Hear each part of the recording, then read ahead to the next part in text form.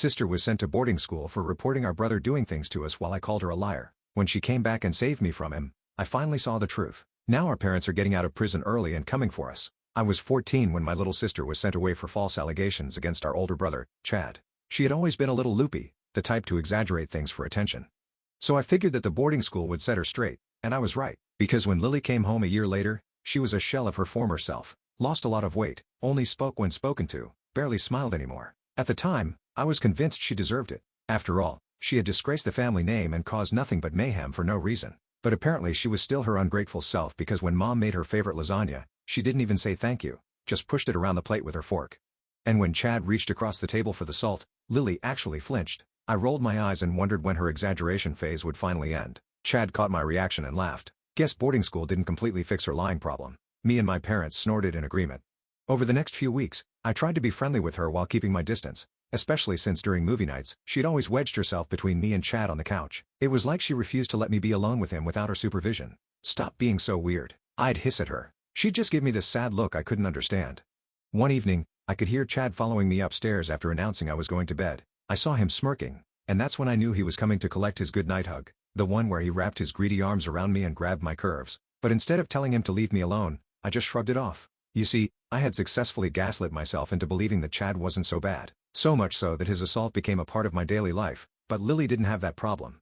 As soon as she noticed what was going on, she accidentally flung herself down the stairs, begging me to help with her injuries. But I knew exactly what she was doing. So as soon as we were alone, I screamed at her, "Why can't you just accept that boys will be boys? Even Mom and Dad say it's not a big deal." She broke out into tears, and I just rolled my eyes. Now Chad is going to be all hot and bothered, so when I go upstairs, he's going to be even more violent. I then proceeded to walk upstairs and lie completely still on my bed while Chad took what he wanted from my motionless self. But Lily still wouldn't leave me alone. And the next morning when the house was empty, she cornered me in my room. "Sarah, before I left for boarding school, Chad," she could barely finish her sentences in between her sobs. "His hands, they were inside me." I just laughed. Chad has been stealing my innocence ever since I was 9. This is just what brothers do in the real world. Grow the F up, Lily. Even Mom and Dad ignore it because it's not that big of a deal. Lily's eyes widened so hard, I thought her face might split. I continued. "You didn't need to go around complaining to everyone about it. You're lucky Mom and Dad sent you to a boarding school instead of somewhere worse." Lily proceeded to try and argue about why it wasn't okay. But at the time, I was brainwashed, so her words fell on deaf ears. But Lily, wonderful Lily, never gave up. I was watching Netflix at 1 a.m. when she texted asking me to come into her room. I asked if it was about Chad, and she said no. Said it was about a boy at school. When I walked in, her face was puffy from crying. "A boy at school cornered me in an empty classroom today," she said quietly. "He pushed me against the wall and put his hand up my shirt, kept telling me to be quiet or he'd make things worse. Then he made me touch him through his pants while he pressed against me." My vision went red. "We're telling Mom and Dad right now. We're calling the police. I'll unalive him myself if I have to." That's when she said something that made my stomach churn. "I made it up," she said softly. "That's exactly what Chad does to you every week, word for word. So why is it only wrong when a stranger does it?" The room tilted. My legs felt weak. It was the first time that I felt like Chad had done something wrong. I didn't say anything, just walked out. I stayed home from school the next day, lying in my bed trying to process everything. And that night, I heard Chad's footsteps approach my room. But instead of unclothing myself and letting him abuse me, I resisted. I told him what he was doing was wrong, that he was a 25-old man and couldn't keep doing this. In response, he picked me up and flung me across the room. Suddenly, the door burst open. It was my parents. I expected them to protect me or at least ask if I was okay, but no. My dad grabbed my wrists and screamed in my face, "Why are you provoking him?" You know how boys are. Mom dragged Lily from her room. They screamed at her for corrupting me and threatened to send her somewhere worse than boarding school. Chad just stood there smirking. That's when I saw the familiar flash of red and blue. Lily had called the police. The officers separated us immediately. One took me and Lily to the ambulance while 2 others approached Chad and my parents. I could hear Mom shrieking about false accusations as they led her to a patrol car. Dad kept insisting we were troubled girls who made things up for attention. The paramedic examined the bruise forming on my shoulder where I'd hit the wall. She took photos and asked gentle questions while Lily held my hand. Her grip was steady, stronger than I'd ever felt it before. When they asked about previous injuries, I found myself telling them everything. The words just spilled out. 6 years of silence breaking like a dam. They took us to the station in separate cars from our parents and Chad. The detective who interviewed me was patient, writing down dates and details I'd buried so deep I'd forgotten they existed. Lily was in another room giving her own statement. I learned later she'd been planning this for weeks, gathering evidence and waiting for the right moment. Child Protective Services arrived within hours. The social worker, a woman named Rachel who happened to be Mom's estranged sister, sat with us in a small conference room. She hadn't seen us in years because Mom had cut her off for being too nosy about our home life. Now I understood why. "You're safe now," Rachel kept repeating. "You're coming home with me." The drive to Rachel's house took 40 minutes. She lived in a modest two-story in a quiet neighborhood. The guest room had 2 beds already made up. Later, she admitted she'd been preparing for this day since Lily had managed to call her from boarding school months ago. We'd been there 3 days when Rachel got the call. Chad had posted bail. My stomach dropped, but Rachel immediately started making phone calls. By evening, we had a restraining order, though paper didn't feel like much protection. The next week blurred together. Our parents hired the most expensive lawyer in town and started their campaign. They told everyone who would listen that we were mentally unstable, that Rachel had poisoned us against them. They showed up at Rachel's work, at the grocery store, always careful to stay just outside the restraining order's distance. The custody hearing was a nightmare. Our parents' lawyer presented thick folders of evidence, falsified therapy records suggesting we both had histories of pathological lying, letters from family friends vouching for their character. I recognized some of the signatures as forgeries, but proving it seemed impossible. Rachel fought back quietly. She'd been recording their threatening phone calls, documenting every violation. When the judge ordered family therapy sessions, we thought it might help. Then we saw Chad's car in the parking lot during our first appointment. He never came inside, just sat there watching, making sure we knew he was there. I started having panic attacks. They'd hit without warning. In the shower, during dinner, in the middle of the night, Lily withdrew again, that boarding school shell creeping back. Rachel installed security cameras after finding our car tires slashed one morning. The police said without proof it was Chad, they couldn't do anything. Our parents convinced aunts, uncles, and cousins to write character letters. People who'd known us our whole lives suddenly claimed we were troubled liars who'd always caused problems. The betrayal stung almost as much as everything else. One afternoon while Rachel was at work, I found myself in my old room's virtual tour on the real estate website. Our parents were already trying to sell the house. That's when I noticed something in the photos. My old laptop was still on the desk. The laptop Chad had given me for my 13th birthday. The laptop he'd insisted on setting up for me. My hands shook as I told Rachel. She called her neighbor, a retired detective named Benjamin who'd been following our case. He understood immediately. If he had access to your devices, he might have been monitoring you. But when the police finally got a warrant to search Chad's computer, the files had vanished. Our parents' lawyer claimed we were making up more lies, that we'd planted the idea to frame Chad. The judge warned Rachel about coaching us. Everything felt hopeless until Lily remembered her teddy bear. She brought it to boarding school and hid in her diary inside before coming home.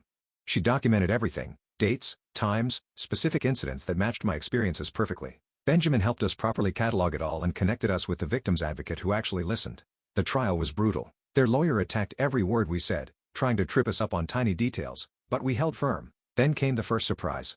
The boarding school administrator testified via video call. Lily had reported the abuse there too, and they documented everything. They even had recordings of the threatening calls our parents made to keep them quiet. The defense started crumbling when Chad's ex-girlfriend Sarah walked into the courtroom. None of us knew she existed.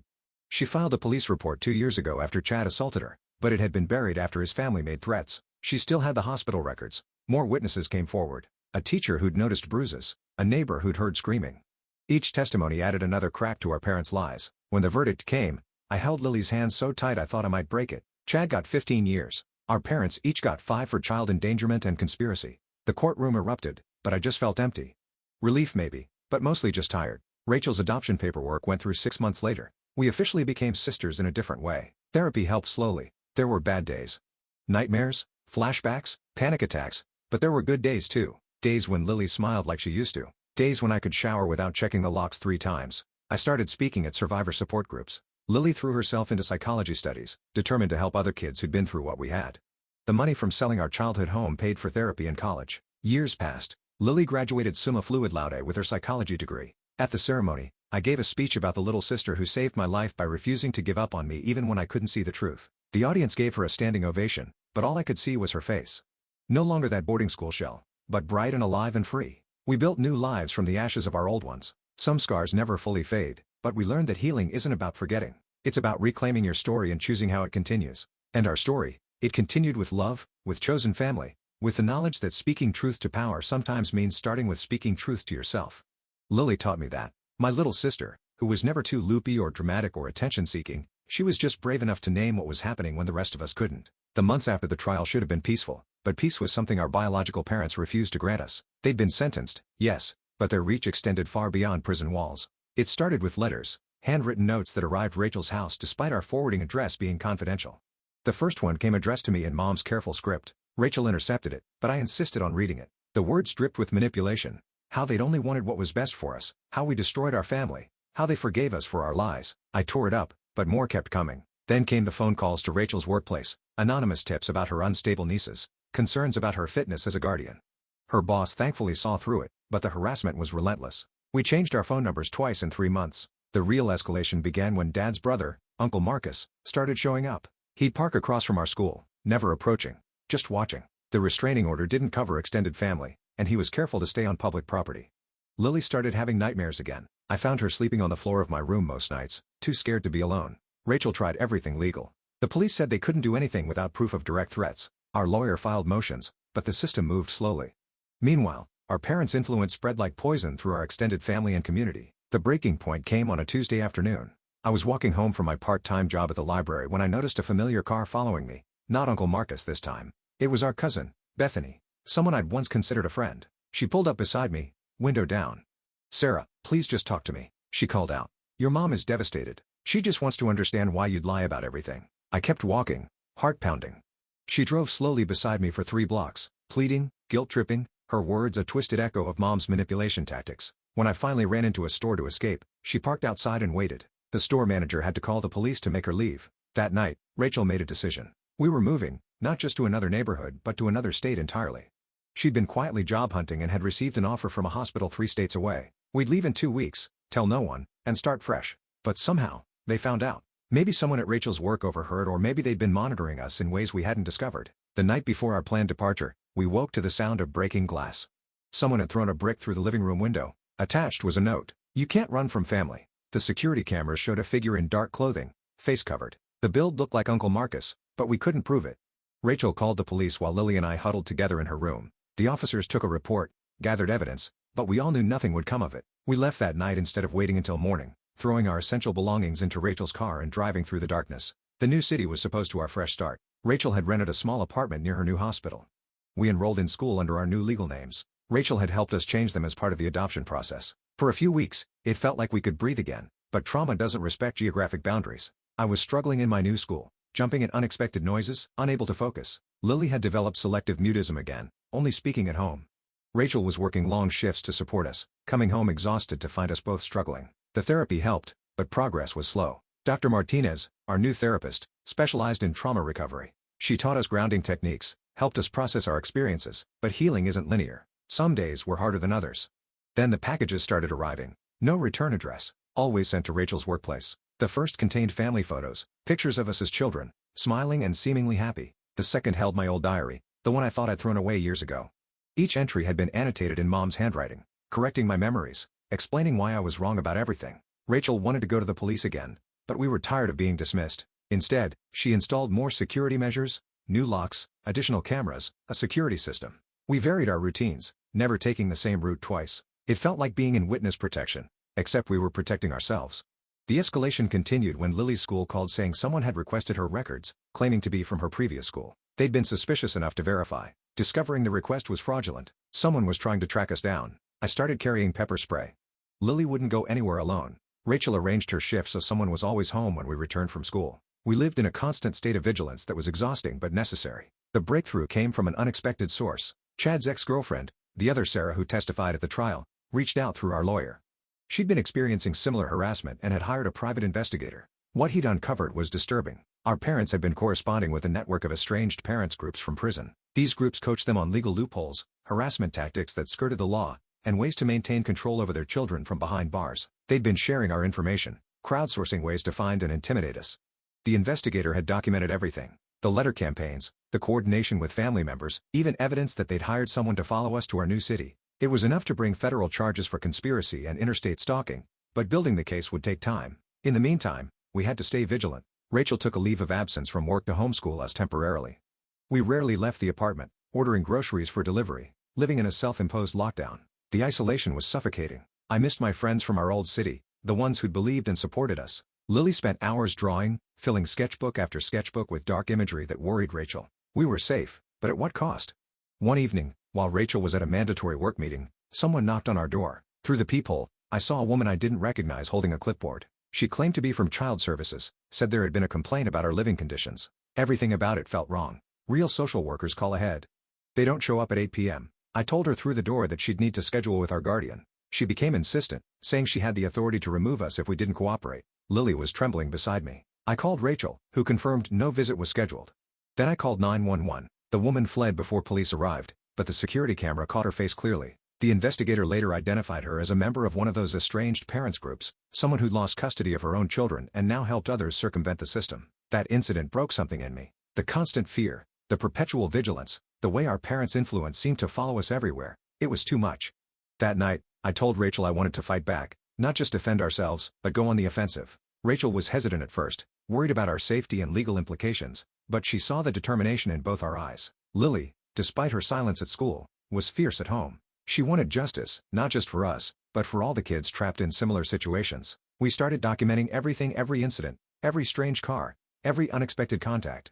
We created backup copies, stored evidence in multiple locations. The investigator taught us about operational security using VPNs, encrypted communications, being aware of our digital footprint. Working with our lawyer, we began building a civil case alongside the criminal one, not just against our parents, but against the enablers, the family members who'd participated in the harassment, the groups that had coached them, everyone who'd been complicit in extending our trauma. The work gave us purpose. Instead of just being victims, we were taking control of our narrative.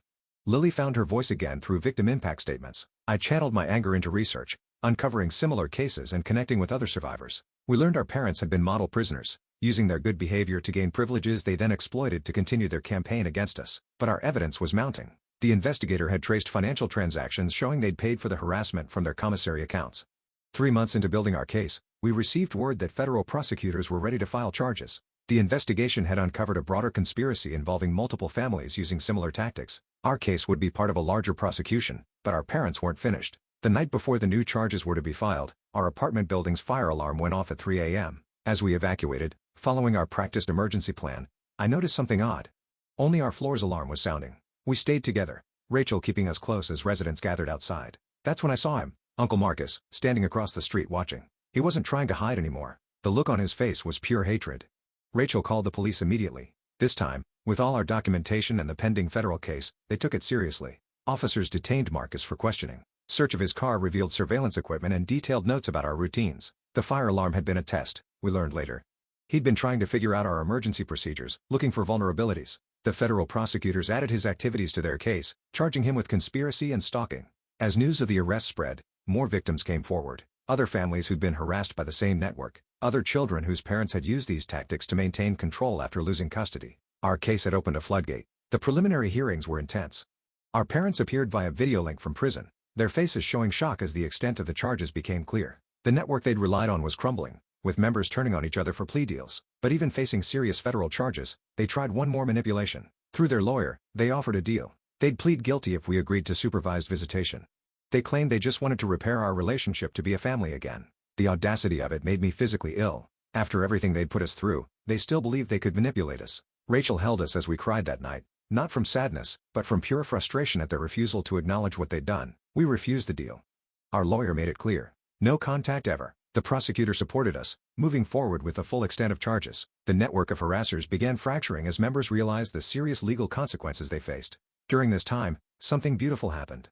The other survivors we connected with became a support system. We had video calls, sharing strategies, and encouragement. Lily began mentoring younger kids who'd escaped similar situations. I started writing about our experiences, finding healing, and helping others understand the complexity of family abuse. The federal case moved faster than we'd expected.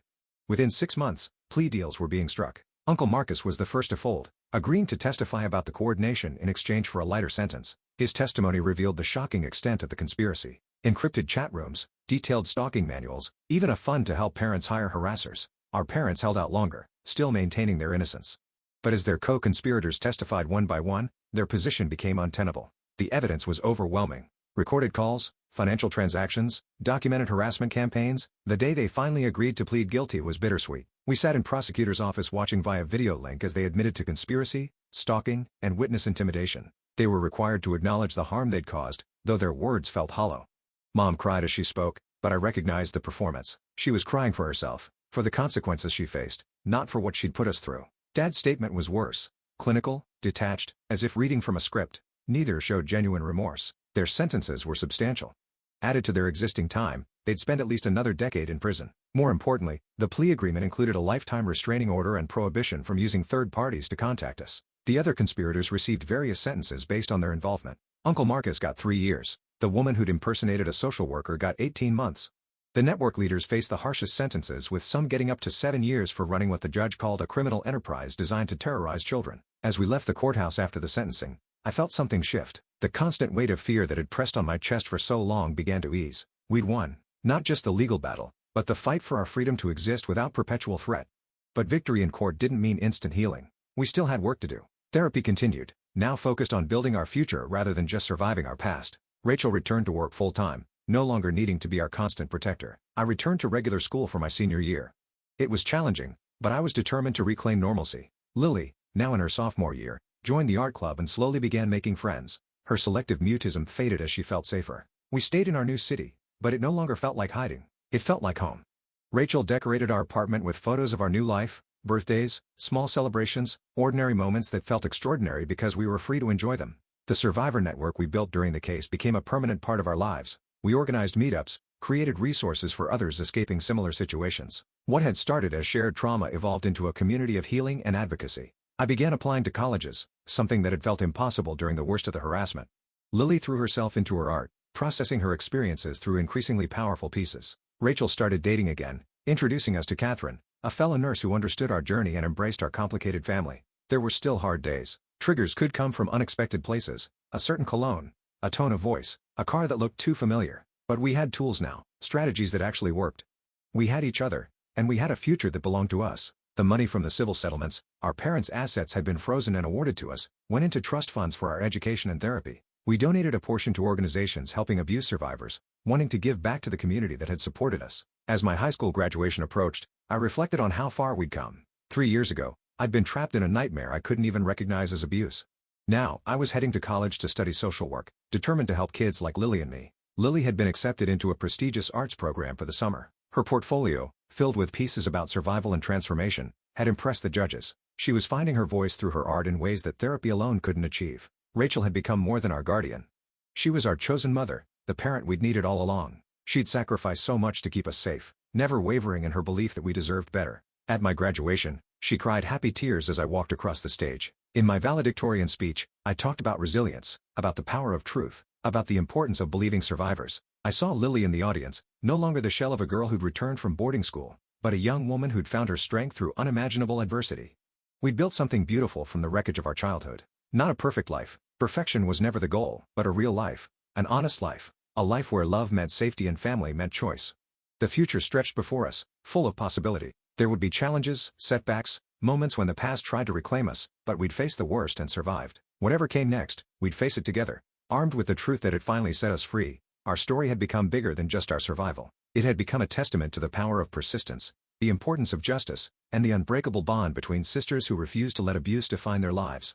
We'd rewritten our narrative, and this time, we were the authors. The week after my graduation speech, everything changed. I was sorting through college brochures when Rachel burst through the door, her face pale. She'd received a call from the federal prosecutor. Our parents had filed an appeal.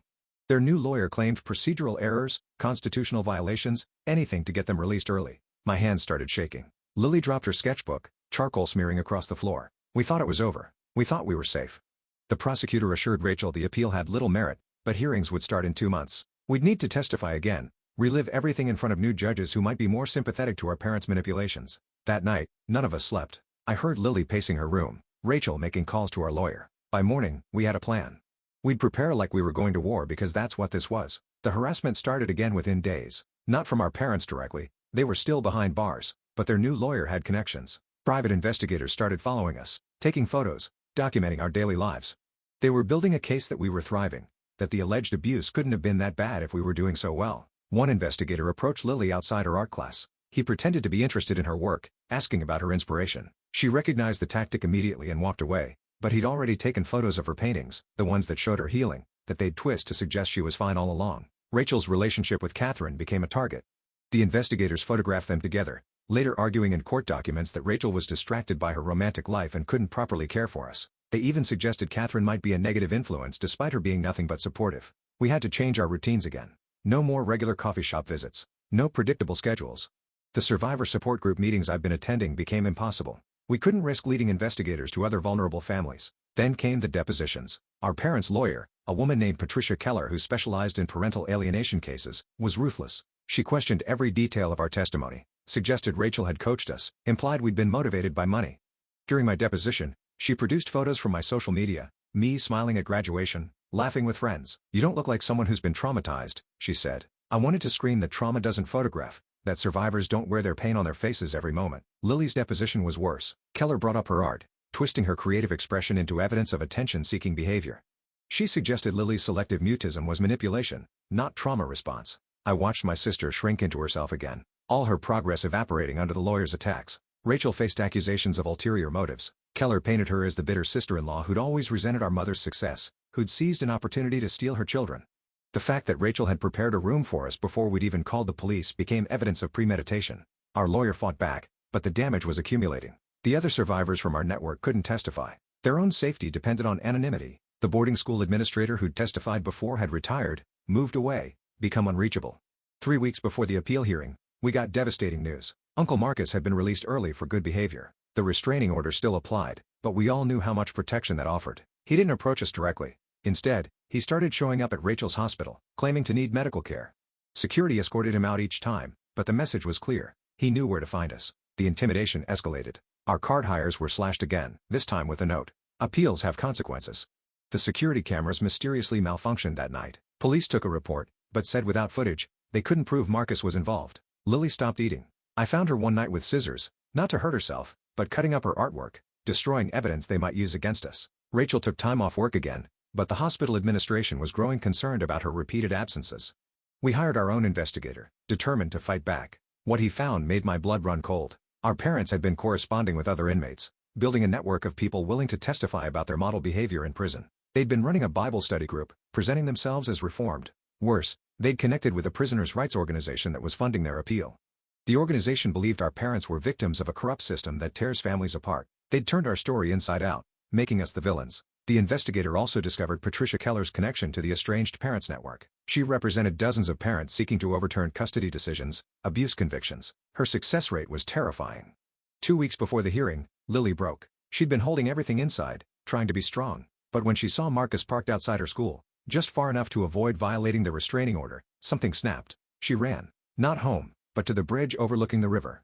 A teacher found her standing at the edge, not jumping but staring down at the water. The school called Rachel, who called me. We found Lily in the counselor's office, completely shut down. The hospital wanted to admit her for observation. We knew how that would look in court. The troubled girl who'd made false accusations now showing mental instability. But her safety mattered more than optics. While Lily was hospitalized, I received a package at school. Inside was a flash drive containing hundreds of photos. Me and Lily from the past 3 years. At school, at home, with friends, whoever sent it had been watching us for years. The message was clear. We were never truly free. Rachel was falling apart. Between work, the legal battle, and Lily's hospitalization, she was running on empty. Catherine tried to help, but the investigators used every moment she spent with us as ammunition. Then a breakthrough. Chad's other victim, the other Sarah, had been following our case. She'd hired her own lawyer and filed a motion to intervene in the appeal. She had new evidence, recorded phone calls where Chad had admitted everything to her, thinking she'd never betray him. But our parents' lawyer was ready. She filed motions to exclude the recordings, claiming they were obtained illegally, that they were irrelevant to the appeal. The legal maneuvering was exhausting. One night, while visiting Lily in the hospital, I noticed a man in the parking lot watching us. Not Marcus, someone new.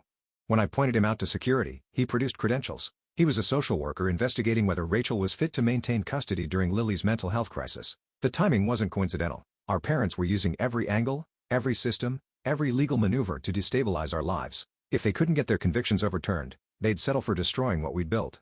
Rachel hired another lawyer specifically for the custody challenge. The bills were mounting. The settlement money was supposed to be for our education and therapy, but legal fees were draining it fast. Lily was released after a week, but she wasn't the same. The spark that had returned over the past 3 years was gone.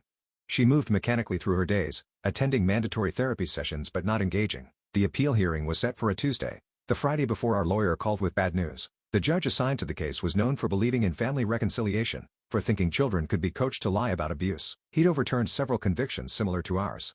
We spent the weekend preparing. Rachel quizzed us on potential questions while Catherine made sure we ate, slept, took breaks. The other Sarah flew in to testify, staying at a hotel under an assumed name for safety. Monday night, I couldn't sleep. I found Rachel in the kitchen at 3 a.m. reviewing documents. Her hands were shaking. "What if we lose?" she whispered. It was the first time she'd voiced the fear we all carried. Tuesday morning came too fast. We dressed carefully. Conservative clothes that said respectable, but not trying too hard. The drive to the courthouse felt endless. Outside, protesters held signs. The prisoners' rights organization had mobilized supporters who believed our parents were victims of false accusations. They shouted as we passed, calling us liars, homewreckers, pawns of a broken system. Inside the courtroom, our parents sat with their legal team. They'd lost weight, aged visibly. Mom had perfected the grieving mother act. Tissues clutched in her hand, shoulders shaking with suppressed sobs. Dad sat rigid, the picture of wronged dignity. Patricia Keller's opening statement was masterful. She painted a picture of loving parents driven to desperate measures by a system that believed children's fantasies over adult truth. She suggested we'd been manipulated by Rachel, by therapists eager to find abuse where none existed. Our lawyer countered with facts, the evidence, the testimonies, the pattern of abuse, but facts felt weak against Keller's emotional manipulation. I testified first. Keller attacked every word, every memory. She suggested I'd confuse normal parental discipline with abuse, that teenage rebellion had twisted my perceptions. When I described specific incidents, she had explanations for everything. The judge seemed sympathetic to her arguments. He asked why we'd waited so long to report, why we hadn't told teachers or friends. The questions felt like accusations. Lily testified via video link. The courthouse was too triggering after her breakdown. Keller portrayed this as evidence of instability, suggesting Lily couldn't face her parents because she knew she'd lied. When the other Sarah testified, Keller was ready. She dug up Sarah's history, a shoplifting charge as a teenager, therapy for depression. She painted Sarah as troubled, suggested she'd projected her own issues onto Chad. The recordings were played despite Keller's objections. Chad's voice filled the courtroom, admitting to everything. But Keller argued they were taken out of context, that Chad had been trying to placate an unstable ex-girlfriend. Rachel testified last. Keller's attack was vicious. She brought up Rachel's estrangement from our mother before any of this happened. Suggested jealousy. Implied Rachel had always wanted children and saw an opportunity. The judge deliberated for 3 hours. When he returned, his expression was unreadable. He spoke about the complexity of family dynamics, the difficulty of determining truth years after alleged events, then he delivered his decision. The convictions would stand, but with modifications. Our parents' sentences would be reduced by half. They'd be eligible for supervised release in 2 years instead of a decade. The courtroom erupted. Our parents' supporters cheered while we sat frozen. 2 years. Just 2 more years before they could apply for supervised release before the nightmare could begin again. Outside the courthouse, Keller spoke to the media about the partial victory, how it proved the original sentences were excessive. She hinted at future legal action, civil suits for defamation, and emotional distress. The drive home was silent. Lily stared out the window. Rachel gripped the steering wheel. I felt numb. We'd won, technically, but it felt like a defeat. Back at the apartment, we found Marcus's car parked outside. He wasn't in it, but the message was clear. He was watching, waiting. 2 years would pass quickly. That night, we held a family meeting. Rachel presented options. We could move again further this time. Maybe change our names completely. Start over where no one could find us, or we could stay and fight knowing what was coming. Lily spoke for the first time in days. Her voice was quiet but firm. I'm tired of running. She looked at each of us. They've taken enough. No more. We spent the next weeks rebuilding our security plan. New cameras, new locks, new protocols. We connected with other survivors who'd faced similar situations, learned from their strategies. I deferred college for a semester. It felt like giving up, but we needed to regroup. Lily returned to her art with new intensity, creating pieces that were darker but more powerful. Rachel and Catherine grew closer. Catherine moving in partly for love, partly for security. The investigators stopped following us after the hearing, but we knew they'd be back. Patricia Keller sent a letter suggesting our parents wanted to heal the family through mediation. We didn't respond. 3 months after the hearing, something shifted. The other survivors we'd connected with proposed something new, a formal organization, legal support for families like ours. Not just emotional support, but resources to fight back against systematic harassment. We threw ourselves into building it. Lily designed the logo. I wrote grant proposals. Rachel used her medical connections to find pro bono psychological experts. The work gave us purpose beyond survival. 6 months later, we held our first conference. 50 families attended, sharing strategies and resources. Legal experts volunteered their time, teaching us about our rights, how to document harassment, how to fight back within the system. Our parents tried to infiltrate the organization through proxies. We caught 3 different people attempting to gather information for them. But we were learning, getting better at protecting ourselves and others. A year after the appeal, we received notice that our parents had applied for early supervised release. The paperwork claimed they'd completed every rehabilitation program, that they had housing and employment lined posed no threat.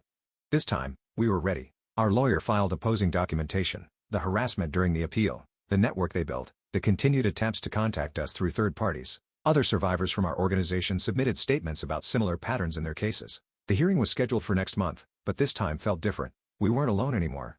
We had resources, support, strategies. We had each other stronger for having survived their last attempt to break us. Last week, Lily sold her first piece to a gallery, a powerful depiction of survival that spoke to countless others who'd lived similar stories. I started college studying pre-law now instead of social work. Rachel received a promotion at the hospital.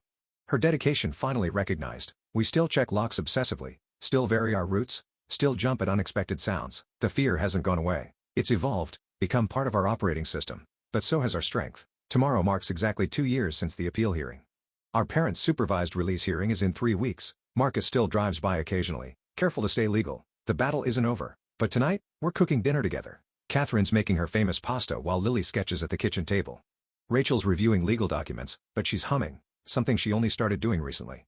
I'm writing this update, thinking about how far we've come. We know what's coming. We know they'll never stop trying to regain control, but we also know we'll never again be those vulnerable girls who couldn't name what was happening to us. We have truth, we have each other, and we have an army of survivors who refuse to be silenced. The war continues, but we're winning more battles, and that has to be enough for